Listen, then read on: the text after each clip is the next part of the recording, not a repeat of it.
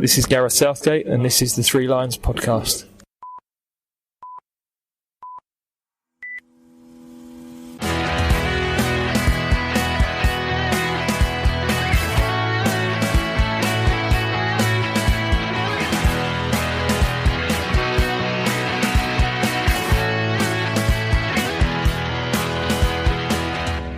Hello and welcome to the Three Lions podcast. My name is Russell Osborne and this is an independent England football supporters podcast.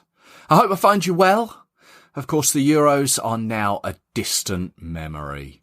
Full focus now on the World Cup qualifiers that are on the horizon. Hungary, Andorra and Poland, early September, of which I plan to do the usual preview episode. But in this break, since the tournament, I've recorded a few episodes that I'm going to be releasing over the next coming weeks. I managed to get them recorded whilst isolating at home, thanks to succumbing to the Wembley COVID variant that I think many of you will also be familiar with. Thankfully, it didn't hit me too hard, but it did put paid to a few plans I had. I think also I'm still recovering from the amount of episodes I put out over that period of time. The friendlies at Middlesbrough, the group games, the knockouts, the final. Exhausting. And you'll find that when tournaments come around, so do New England podcasts. Loads of them pop up. Very few stay. So I'm pleased to be back. And I'm glad you're here with me. Coming up on this episode, I am lucky enough to be speaking with Richard Weeks from the England Supporters Club. So stay tuned for that as he tells us what it was like organising everything whilst we enjoyed the tournament.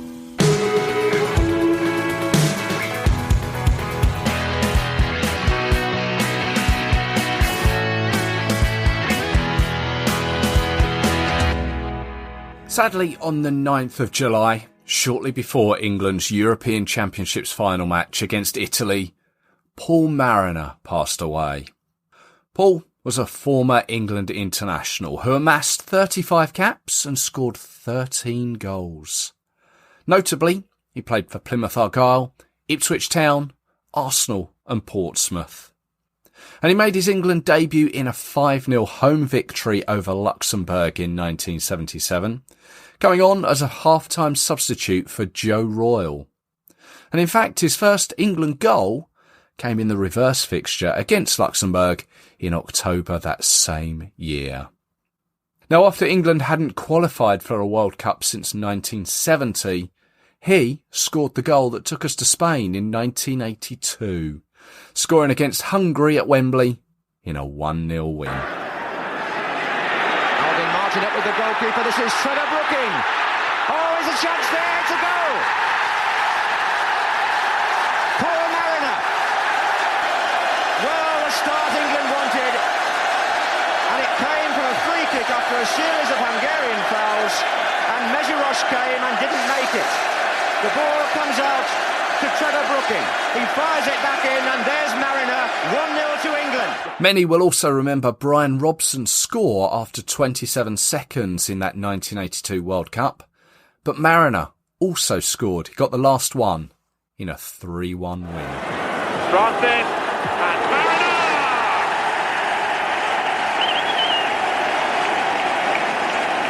That surely wraps it up for England. Paul was 68 and passed away following a short battle with brain cancer. Also, sadly, on the 31st of July, Terry Cooper passed away, aged 77. Terry was a left-back who spent most of his career at Leeds United. He also played for Middlesbrough and both Bristol clubs, City and Rovers, whom he also managed both of. He made 20 appearances for England between 1969 and 1974, and he made his England debut in a 5-0 win over France at Wembley. And he went to Mexico as part of the 1970 team.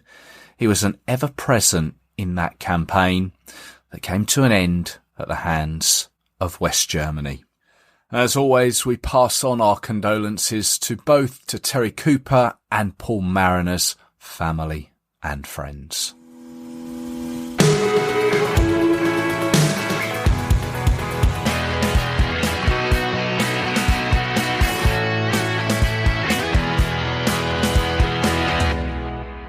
Now, as I'm sure you're well aware, the Olympics have been taking place over in Tokyo, and it's only the women who are competing on the football front as Team GB. Whilst it was a team made up from players from England, Scotland and Wales, it was predominantly players from the Lionesses. 2 wins in the group stage and a draw saw them into the quarter-finals where they played Australia. A hat-trick from Ellen White wasn't enough though, as they went out 4-3 after extra time. So for the second successive Olympic Games, Team GB exited at the quarter-final stage. But turning to the Lionesses, it has also been announced that they will face Northern Ireland on Saturday the 23rd of October in a 2023 World Cup qualifier to be played at Wembley Stadium. Kick-off 5:15 and tickets are available for it via the FA website. And kids under 16 are priced at just £2.50. But before that, they are in action against North Macedonia on the 17th of September at St Mary's in Southampton. That's a 7 p.m. kickoff. And again, tickets via the FA.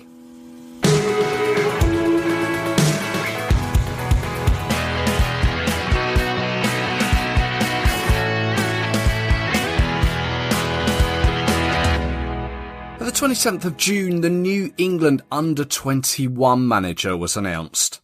Former Republic of Ireland international Lee Carsley replaced Adi Boothroyd, who was sacked in mid-April.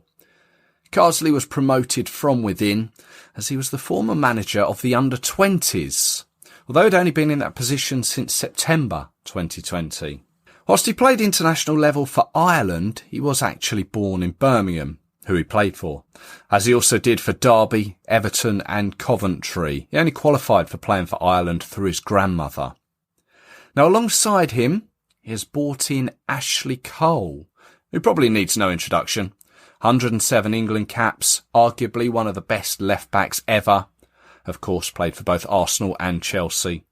And coaching-wise, Ashley Cole, he was at Derby for some time, and he's also coaching at youth level for Chelsea, which apparently is going to continue to do so, sharing the job with the England role. Now, the under-21s, of course, had a dreadful 2021 European Championships, finishing bottom of the table, going out at the group stage in March.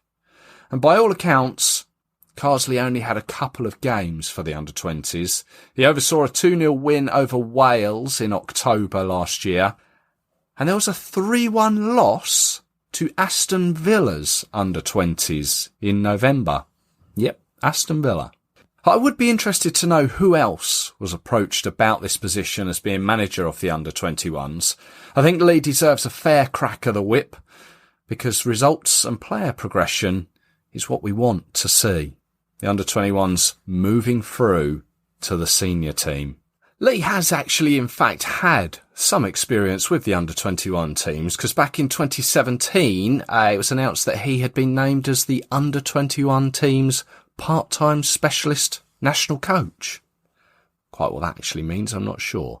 But the under-21s, their next game, and first for Lee Carsley, will come when they face Romania in an under-21 international in Bucharest on the 3rd of September. Then they begin their new UEFA under-21 Euro qualifying campaign, hosting Kosovo on the 7th of September. And that's being played at Stadium MK, home of Milton Keynes Dons. I think that's what they still call it, isn't it? Stadium MK. I'm quite tempted by it, to be honest. And tickets of which are now available via the FA for that one.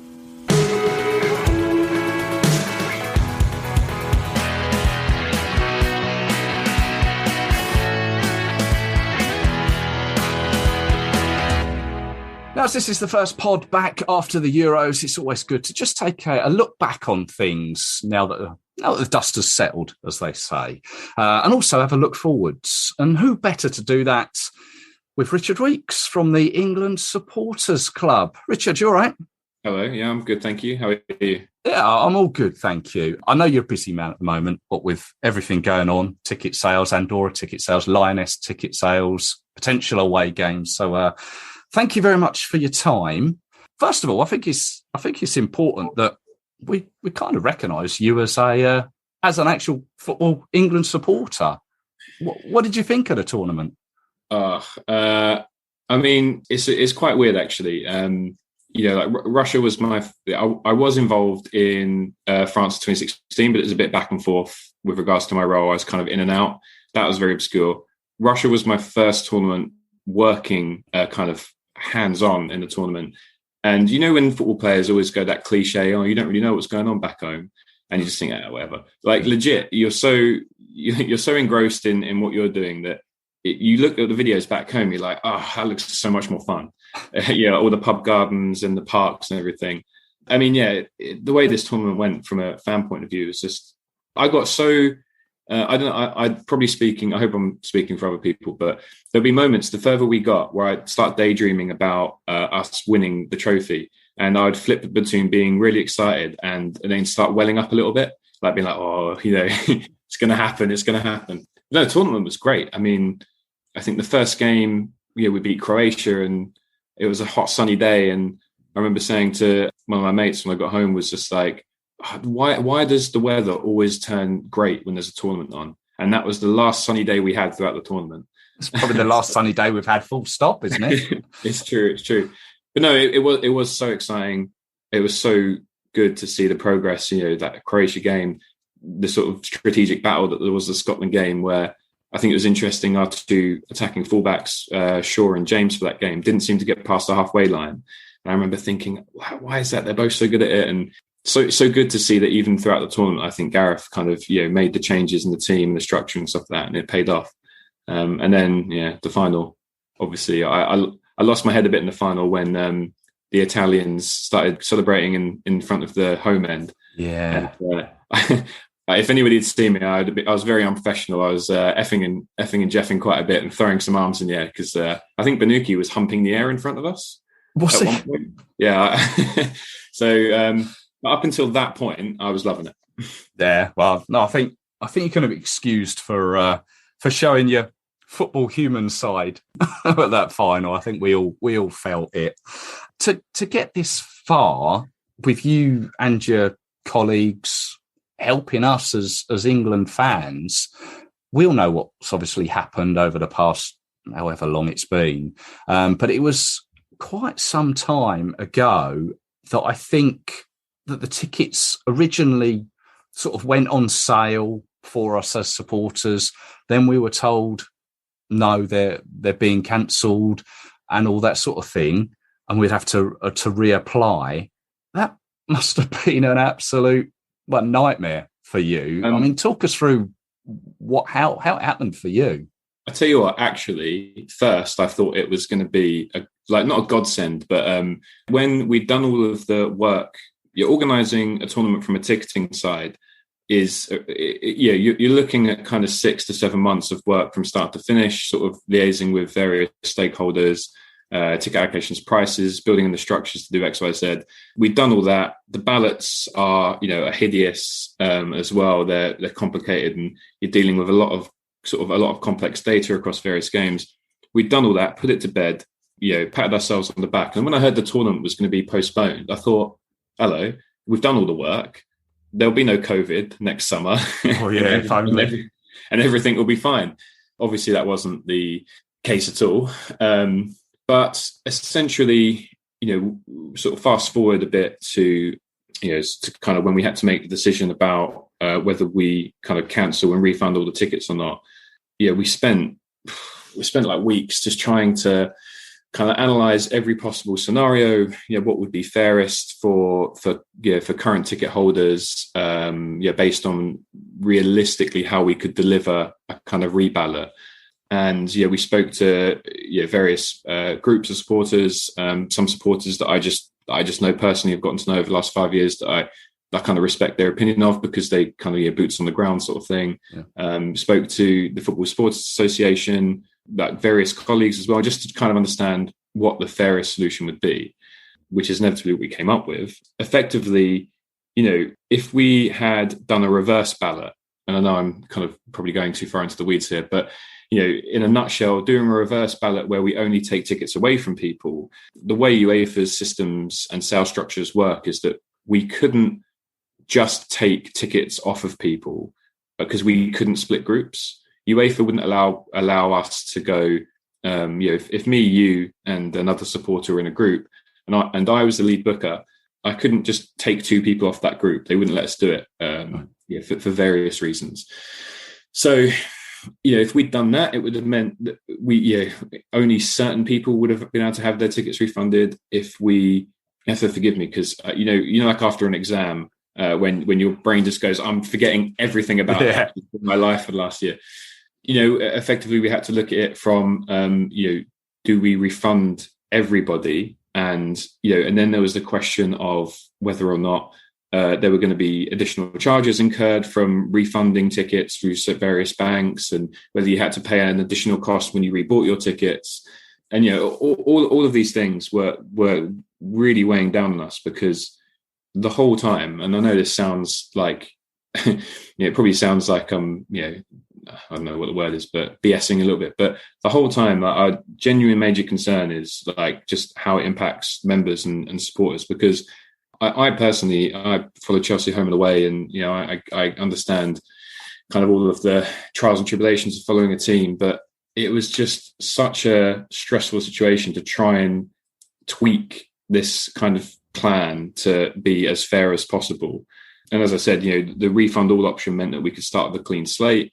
And then treating everybody as an individual meant that we could distribute tickets purely based on their quote unquote loyalty down the years.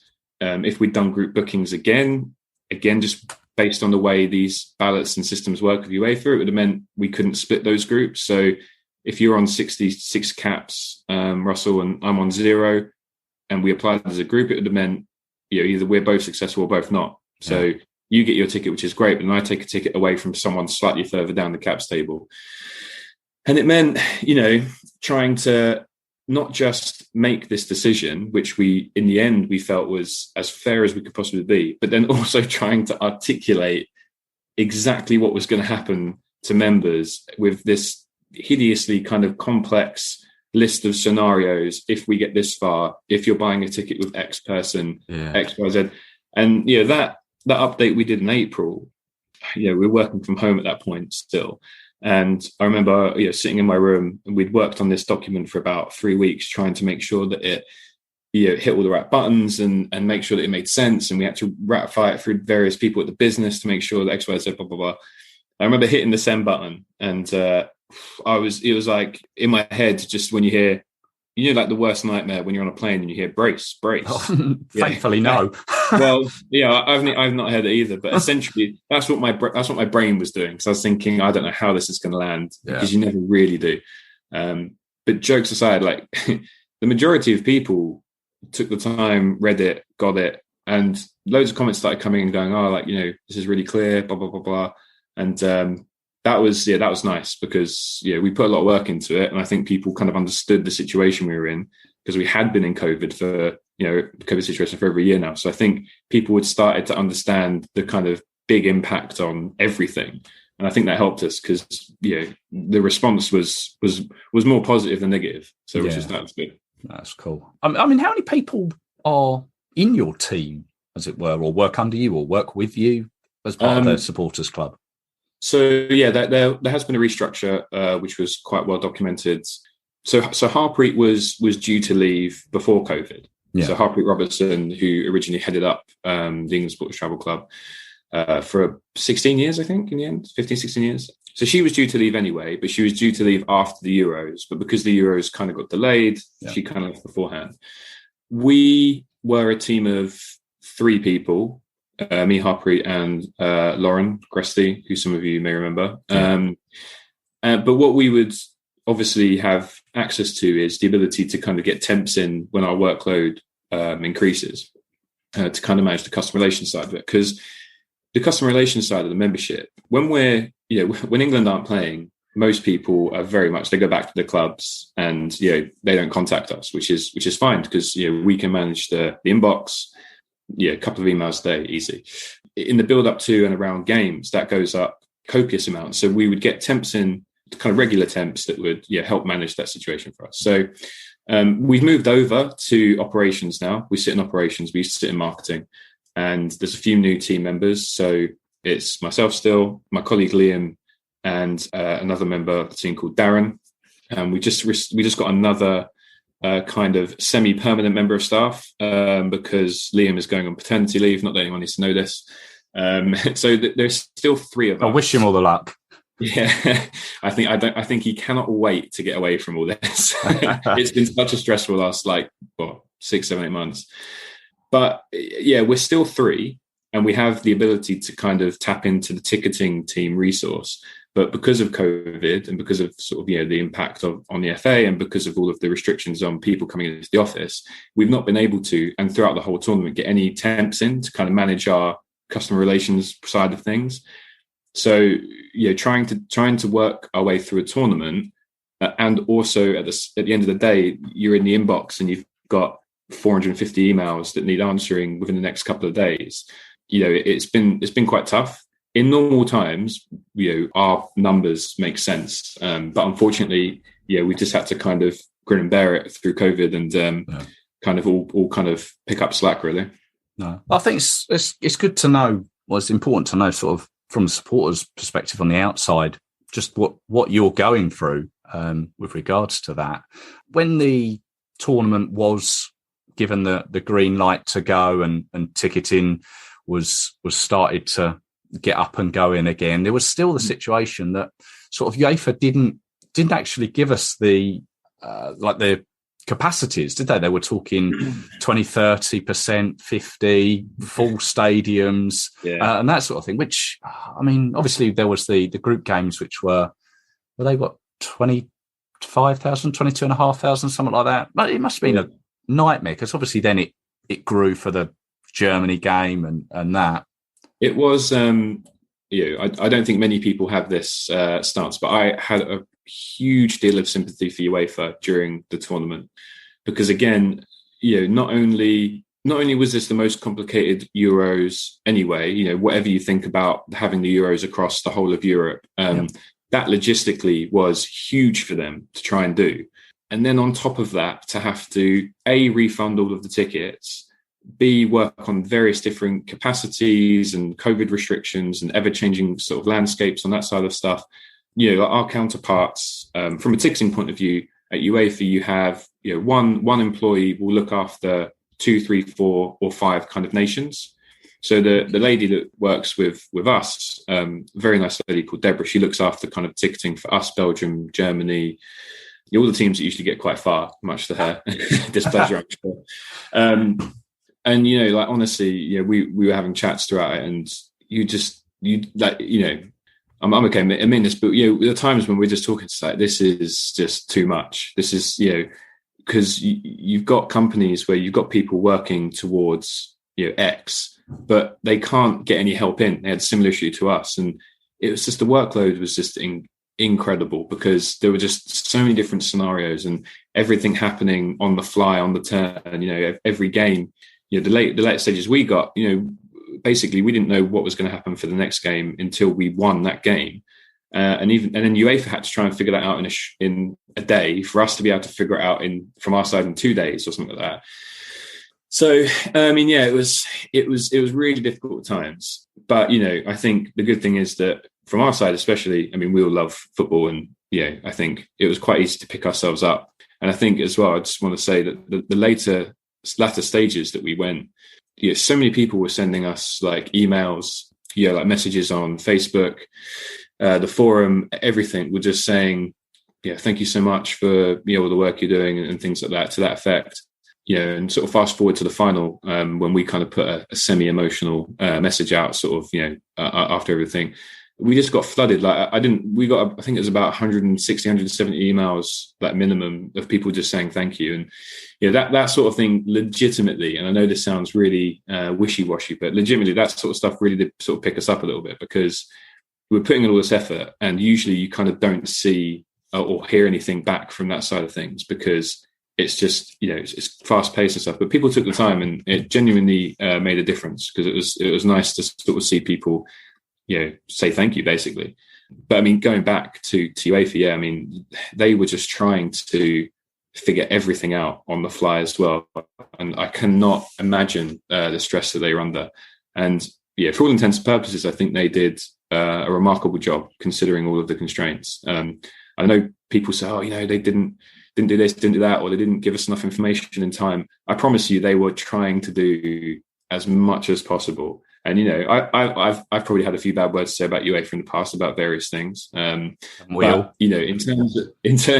of the people that work there, especially from a ticketing point of view, they're all really lovely. They're all really hardworking, and a lot of the thanks that we got is also down to them as well. So, well, with like UEFA and the ticketing side of things, where yourselves you came out and said, oh, we've managed to secure X amount more tickets. Was that you haggling with UEFA or whatever, saying, can we get them? Was that you personally or your team? Yeah, honestly, it's so essentially UEFA chuck a number at you to begin with, and that's your kind of baseline. Most other nations, because they don't have the following that we have, will just take it and done. Here you go, put them on sale, general sale, whatever. No membership structure, absolutely easy for them. Obviously we're different. We have a lot of members. We have big interest in any game wherever we play in the world, and so from an initial point of view, whatever we get for any single game, our first answer is great. Okay, can we have more? If you don't sell any, can we have more? Can we reduce these seg lines? Can we can we do X, Y, Z? If you don't sell X number of tickets, is it possible that you can shift some home fans so that we can have a little bit more extra in the away end? So it is definitely us. Our lives would have been so much easier if we'd just taken whatever they'd given us.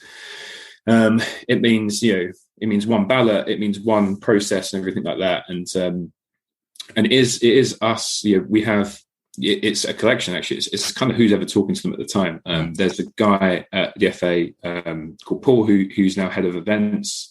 He was dealing with UEFA from kind of a venue perspective as well. But he's one of the big guys, so one of the powers that be, I suppose you might want to call him. But so he would also throw his weight into it. And again, it'd be very easy for us to have taken whatever. But him, to his credit, and to us as well, whenever we'd be speaking with him on calls about the allocations, always chipping away, stealing and borrowing for additional tickets. And that's why we had so many late sales, or so many times when we had to do, I think for this, it's either for the semi or the final, I think we were running a sale at like 8 o'clock at night, 8 or 9 o'clock at night. And that was because we'd managed to essentially, I guess the best way to describe it is, and this is probably where you can probably have a go at UEFA, but UEFA, before England are due to play in a game, UEFA will want to try and sell as many tickets as possible in case England don't make it, because if England don't make it, then there's less interest. So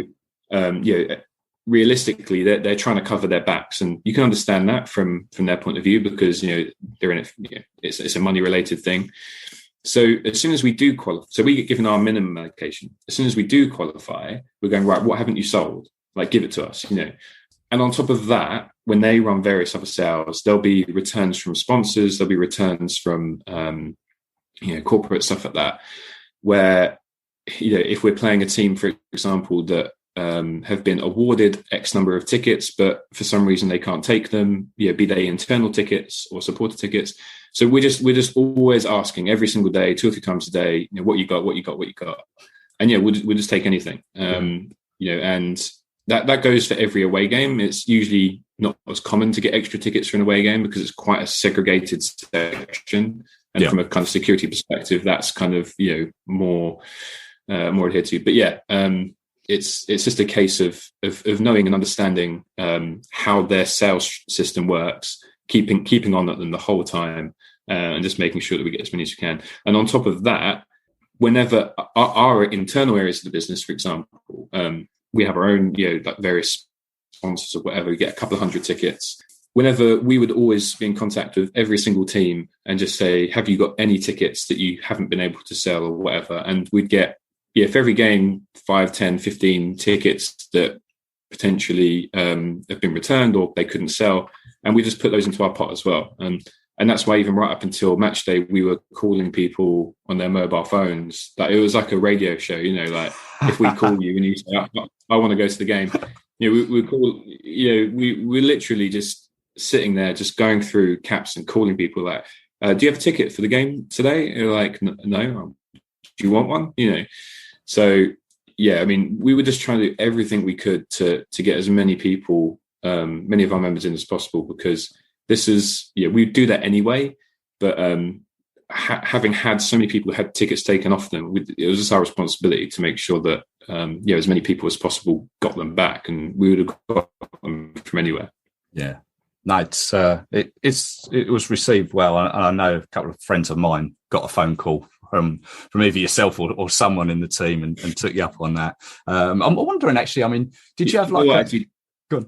I was going to say, actually, just quickly on that, the problem with that is that no one was picking up private numbers, so we had to call from our own numbers. So quite a few hundred people now have our personal number, to which every time we progressed, we were getting phone calls going, have you got any tickets? No. Don't go abusing it, people. No, well, I don't blame him. I would have been equally as desperate for a ticket. So I'm guessing, though, that the Ukraine game in Italy probably gave you a little bit of a break, did it? Or were you involved in that?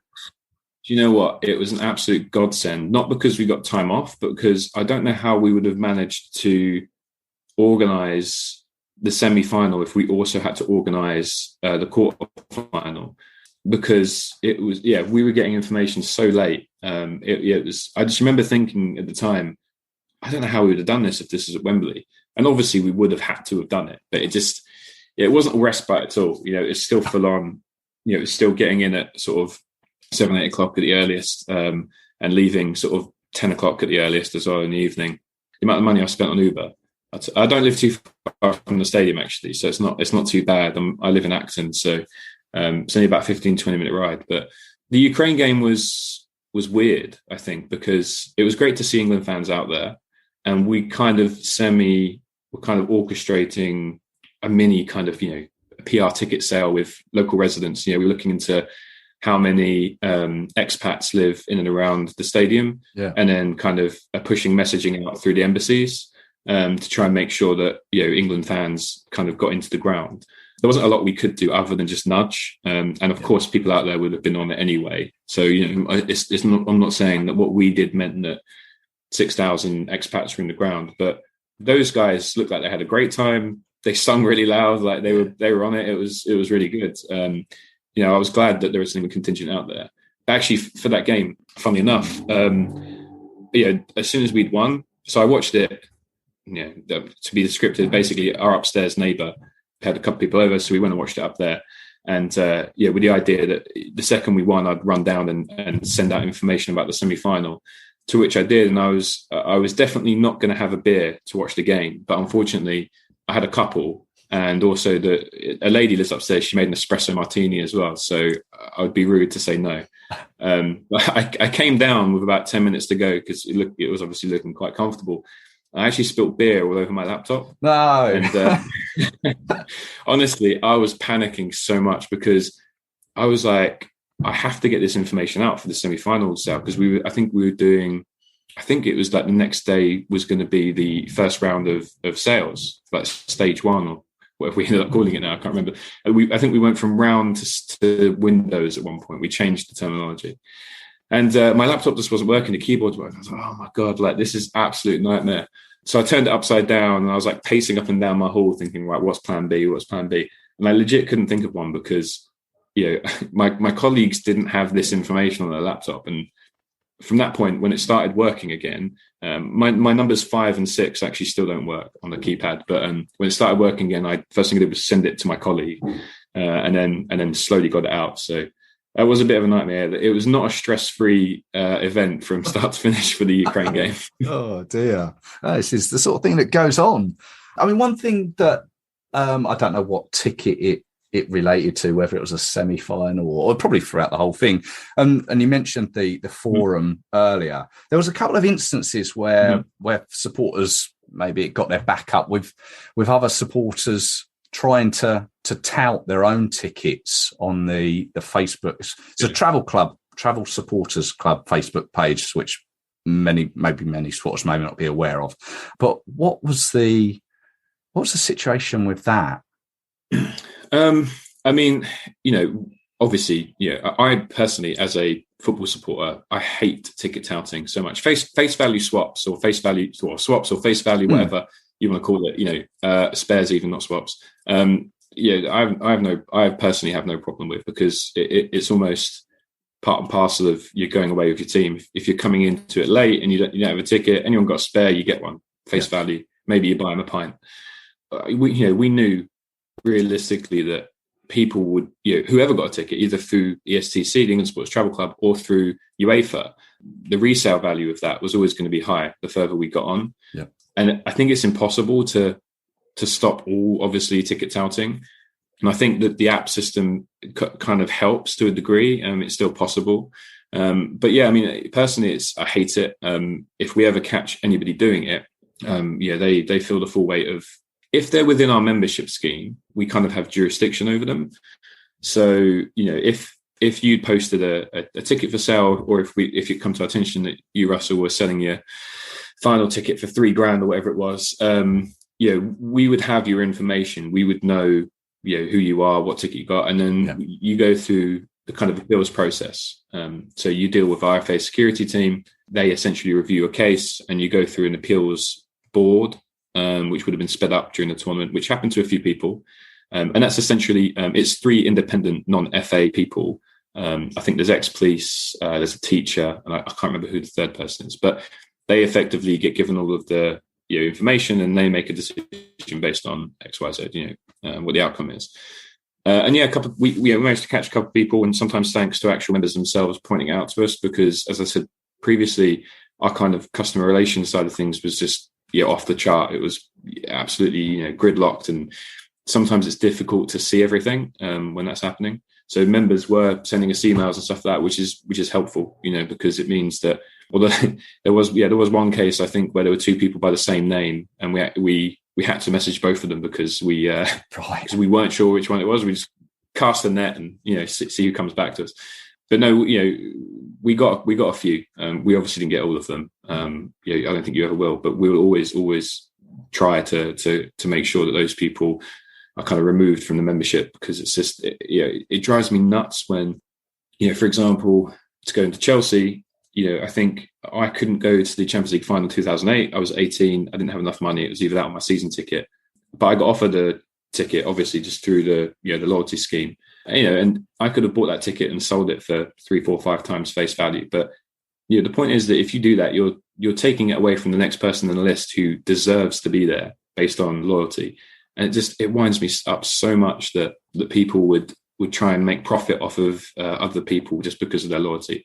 I know you might argue that football clubs that technically do that with ticket prices, but at least it's not £600 for a ticket yet. Yet, yeah. Okay, that's cool. Yeah. I mean, great tournament. You've helped out us as England fans really well. I mean, I'd like to say from personally, thank you. But it doesn't stop there, does it? I mean, only today as we're speaking, you've just sent out an update on the forthcoming World Cup qualifiers that are coming our way. Obviously, Andorra at home that's probably been quite a good take up, I imagine, for supporters. I'm not actually sure of the number, but no, I'm not actually sure of the number at the moment. But it's definitely, as I'm sure you can imagine, first game after the tournament. I don't know how many of the people that who kind of broke into Wembley Stadium will be wanting to come to that game, but there are still tickets available if they're interested.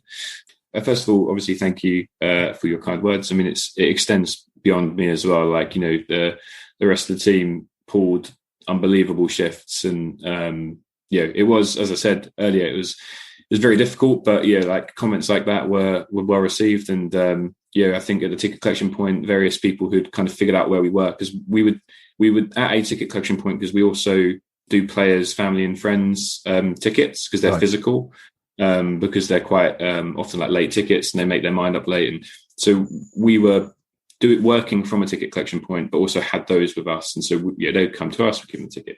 A few people found out where we were and brought us things like coffees and sweets and stuff like that, which is quite nice. But yeah, no, it was a good team effort from our side. So all thanks does extend on them. But yeah, the Andorra game is selling well. I'm really excited about it just because I've already spoken to the events team and told them not to ruin Sweet Caroline for us. So because I'm worried that they're just going to play it over and over now. Yeah. The Hungary and Poland games are just the most complex games. Well, I mean, it's the first away games we're actually considering having away following with since COVID, and it's just unbelievably complicated. Various permissions and deals need to be reached between local governments and UEFA and host associations and local police and all that sort of stuff. And it's very, very, very, very tricky. We've had meetings with both of them this week, like physical meetings with them, and we ended up coming away with more questions than answers. And it's you tricky. And your team going out to both Hungary and Poland. Yeah, there were a few people from the FA travel out, sort of as like a pre-visit thing, because they need to get things sorted, like training grounds, hotels for the team, and then we go from a ticketing and security and ticket collection point of view. Often we have ticket collection points at hotels, so we have to try and find a hotel that has a side entrance, has a downstairs meeting room that is close to the city centre and or a good transport link that will also allow 3,000 England fans to traipse through their hotel and use their toilets and that sort of stuff, which is a lot more difficult than people think. As you may have seen in the update, we're doing ticket collections at the stadium for both games if we get an away allocation. And when we're out there, the reason being is just because no hotel wants that many visitors to traipse through, and people that are coming from a country, especially with the Delta variant, it was kind of quite popular. It's probably the wrong choice of words. So we are doing ticket collection points at the stadium because both stadiums are quite well connected to transport links. They're not too far away from city centre, and it also means that we're in like a kind of portable ticket collection porter cabin. Oh yeah. Which from a protective point of view is good for us, because if we were at a hotel, we'd have to come in physical contact with so many people. So it helps us being inside a bubble, so to speak, if we're going to see that many people, plus people who are queuing will be outside. So it's not like they have to wait in a hotel lobby and all that sort of stuff. So trying to factor in all of these kind of health and safety measures into it as well is tricky. Yeah. I noticed, just quickly looking at the email that you've sent out, we're talking on the Monday the 9th, people who registered their interest for each game was Hungary 7,009, Poland 6,083. I mean, are they, should if and it go ahead, are they numbers that would be possible for England fans? Or we won't get we won't get anywhere close to kind of 6,000, I don't think, for either game. I think in terms of the registration numbers themselves, they're a little bit over what you'd normally expect. Obviously, because a lot of eager people. There's a lot of usually you get about 5,000 for a decent away, for like a kind of big hitter. And people are really keen to go, which is obviously great. And I think everyone should be, because it's been a long time. The last one was Kosovo, wasn't it? In 2019. Yeah. So, but no, I mean the allocations again are still TBC. People can do their digging and find what a normal away allocation is in those venues. I think the Warsaw Stadium, the original weigh-in's about 2,000, and for the Hungary Stadium, it's about 3,000-ish. So, you're typically looking at that as your kind of starting point. But it's the rule is 5% or 3,000, whatever comes first. But again, all of that stuff goes out the window, because first the country and the government have to figure out whether they want people coming in and what those restrictions are. Then UEFA have to figure out whether, even because of that, they will allow supporters at an away game, because they've said no in the past with regards to COVID and other such things. And then after all of that, you have to try and see what the allocation looks like based on all of those restrictions that have been put on us by the government and by UEFA. So, in theory, and this isn't a thing that is definitely going to happen, but in theory, it could be a socially distanced away end, right? Not that would ever be a thing, because people would just cram in anyway and all stand at the front. But so there's just question marks galore over all of it. So we're just really hoping for some clarity this week on A, if people can come, and then B, numbers and kind of how that's going to look. And then we've got to start figuring out the sales and the seat allocations and that sort of stuff. So. Wow, I wish you all the best with all of that. Obviously, you've done, what is it? So you said you've done the World Cup one, you've done obviously the Nations League one, and now you've done the home European Championships ticketing thing. I mean, must be plenty of stuff you've learned, or stuff that you'd think, I wouldn't do that again. So my first tournament I joined December 2015. So my first tournament was. The Euros in France. Euros, yeah. And that was kind of me just being there to help, because I didn't really know anything. I was trying to learn the ropes. I was just kind of doing stuff that I was being told. Russia was kind of like the first one I kind of led on, and absolutely amazing. To kind of do that stuff on. I know. I don't know if it comes across. Like, I genuinely love doing this stuff. Like, it's from a point of view, even before I joined the FA, I do a lot of stuff at Chelsea, fan-led stuff at Chelsea. I've just always been fascinated, and I love like the fan element of games.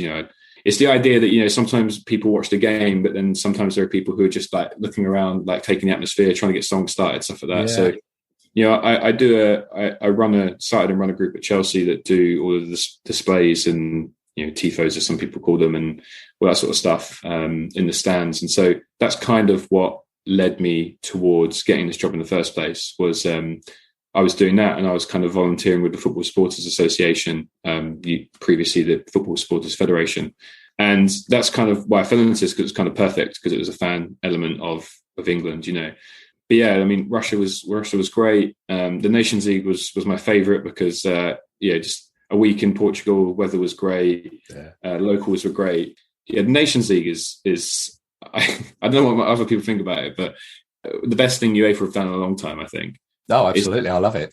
That's great. Taken away all of the, well, not all of them, but, majority of the kind of friendlies, and replaced it with competitive tournament, and you get a week somewhere if you win. Like, we had, I think, about 8,000 or 9,000 people out in Portugal for a week. I mean, like, you don't get that from any or many other nations, where you just have 8,000 people just parking up in Portugal and having an absolute blinder. It's great.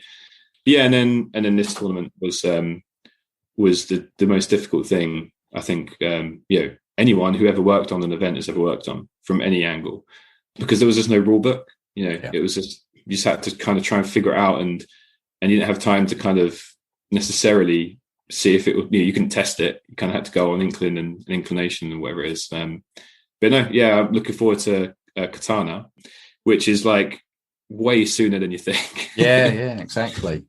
So that'll be fun too, I hope.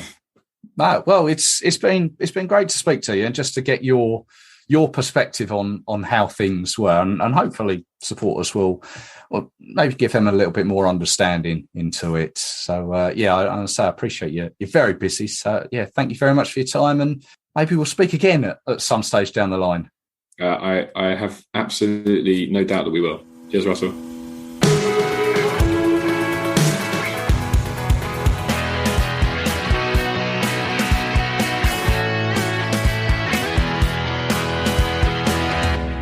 Great stuff. Thank you to Richard there from the England Supporters Club for his time and his insights. I hope it just gave a little look into how those guys worked over the summer for us, basically. Thanks for tuning in. Good to be back. I've got another episode coming your way very soon.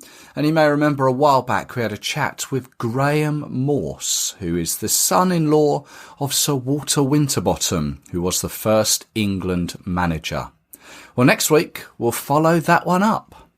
I'll leave you to have a think about who it could be about, but I hope you can join me for it. As always, you can follow the show on social media, Twitter, Facebook and Instagram. Just search 3 Lions Podcast. Tell your friends, So until the next time, look after yourself, take care, cheers.